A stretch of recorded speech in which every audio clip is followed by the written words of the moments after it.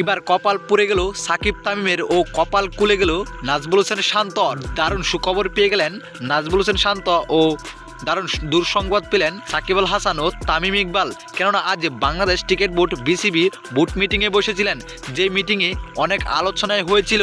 সেখানে এই আলোচনা থেকে উঠে এসেছে অনেক কথাই নাজমুল হোসেন শান্ত ও সাকিব আল হাসান ও তামিম ইকবালের, যেখানে 27 সাল পর্যন্ত বাংলাদেশ ক্রিকেট দলের অধিনায়ক হিসাবে নাজমুল হোসেন শান্তকে ঘোষণা করে দিয়েছেন বিসিবি।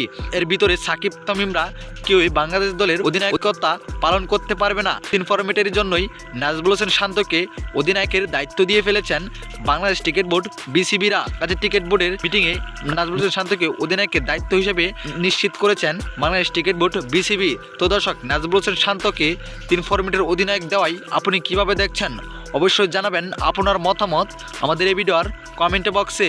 ধন্যবাদ।